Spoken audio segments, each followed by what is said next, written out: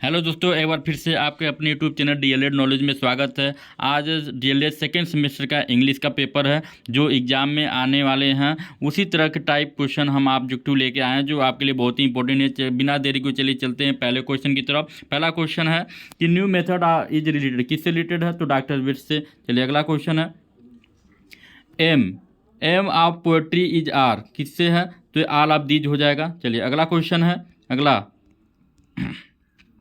Who invented the bilingual method, bilingual method किसने invented किया था? तो प्रोफेसर जे डोसन। चलिए आगे बढ़ते हैं। How many article are in the grammar, grammar में कितने आर्टिकल होते हैं? तो 3 आर्टिकल होते हैं। ठीक है, इसको ध्यान रखिएगा। चलिए अगला क्वेश्चन है अपना कि चूज द करेक्ट आर्टिकल, कौन सा इसमें करेक्ट आर्टिकल होगा? कि book you want to out of print, तो दो लग जाएगा, दो बुक हो जाएगा। चलिए आगे बढ़ते हैं। The superlative degree of beautiful, beautiful का सुपरलेटिव डिग्री क्या होगा? मोस्ट ब्यूटीफुल हो जाएगा। ठीक है, आगे चलते हैं।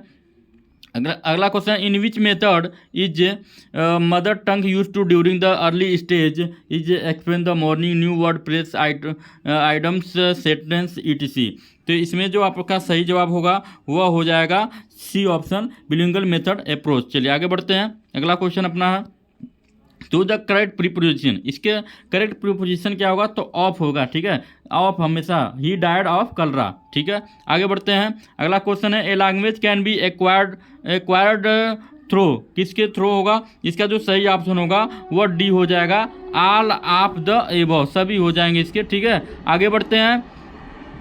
अगला क्वेश्चन है what are two productive skill, क्या हो जाएगा? टू प्रोडक्टिव स्किल जब पूछेगा तो स्पीकिंग राइटिंग हो जाएगा। ठीक है, आगे बढ़ते हैं। अगला क्वेश्चन अपना है कि the aim of the teaching a second language should not be, इसका क्या आंसर होगा? A B C D. इसमें इसका जो सही जवाब होगा वह बी ऑप्शन होगा। क्या हो जाएगा? बी। आगे बढ़ते हैं। आगे अगला क्वेश्चन है दोस्तों कि which composition provide student are free thinking, किसके द्वारा होता है ये?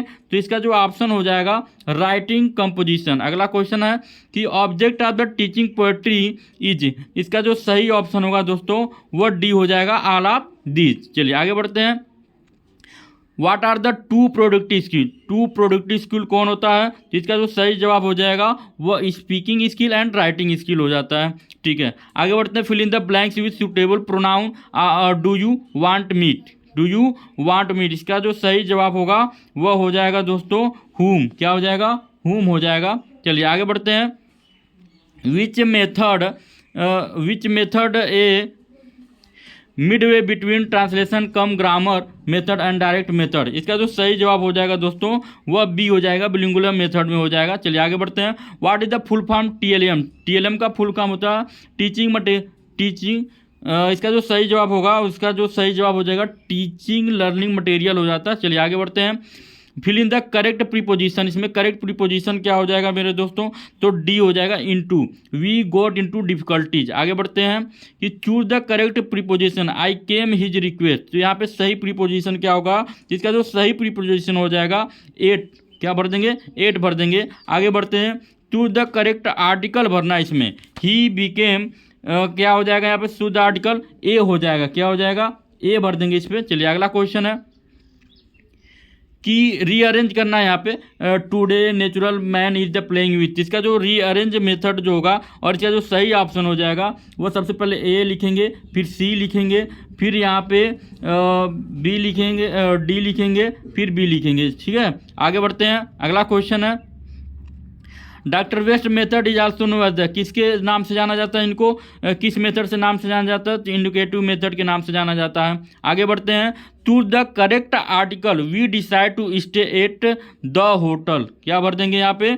द होटल भर देंगे। इसका जो सही ऑप्शन हो जाएगा द हो जाएगा। चलिए आगे बढ़ते हैं। To the correct verb each boy and each girl, single single आ रहे हैं यहाँ पे तो वाज लगा देंगे, ऑप्शन नंबर ए सही हो जाएगा।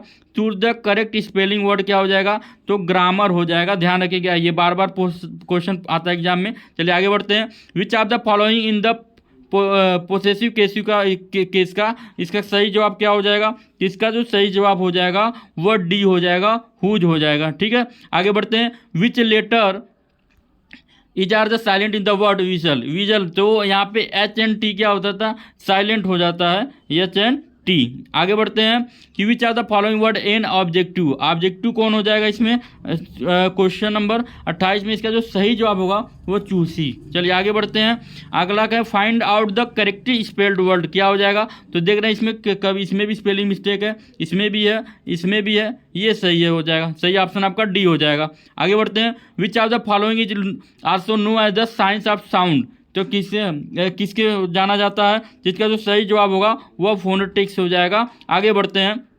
विच are the following in the possessive case. इसका जो सही जवाब हो जाएगा दोस्तों, इसका जो सही जवाब होगा वह डी ऑप्शन हो जाएगा, माइन हो जाएगा। चलिए आगे बढ़ते हैं। अगला क्वेश्चन है आपका which letter is silent in the word gain. इसका जो सही जवाब हो जाएगा वह जो हो जाएगा ए जी क्या है? साइलेंट हो जाएगा इसका। चलिए आगे बढ़ते हैं कि the structure approach related to, किससे रिलेटेड है? जिसका जो सही जवाब हो जाएगा वह सी हो जाएगा, sentence both A and B. चलिए आगे बढ़ते हैं। Friday is the day of the week. कौन सा डे होगा? तो फिफ्थ डे होता है फ्राइडे। कौन सा डे होता है? फिफ्थ डे होता है। आगे बढ़ते हैं। The grammar translate method emphasize the importance of. किसका इंपॉर्टेंस है? चलिए इसका जो सही जवाब होगा वह रीडिंग का हो जाएगा। चलिए आगे बढ़ते हैं। How many vowels are there between A से जेड। कितने वावल्स केवल पूछ रहा है, तो कितने वावल्स हो जाएंगे इसके? तो इसका जो सही जवाब हो जाएगा वो 9 हो जाएगा। सॉरी दोस्तों, इसका सबको पता है कि इसके वावल्स 5 होते हैं, ए ई आई ओ यू। ठीक है, इसको ध्यान रखिएगा। चलिए आगे बढ़ते हैं। How many consonant are there 3 between A to J. Consonant कितने होते हो? तो 21 हो। 5 निकाल देंगे 21 बचेगा। टोटल 26 होते हैं। ठीक है, अक्षर जो होते हैं उसमें से 5 वावेल्स और 5 कॉन्सोनेंट होते हैं। How many kind of degree. Degree कितने प्रकार के होते हैं? तो इससे सबको पता होगा डिग्री 3 प्रकार के होते हैं, 3। ऑप्शन नंबर ए सही हो जाएगा। आगे which language is regret as a second language in India.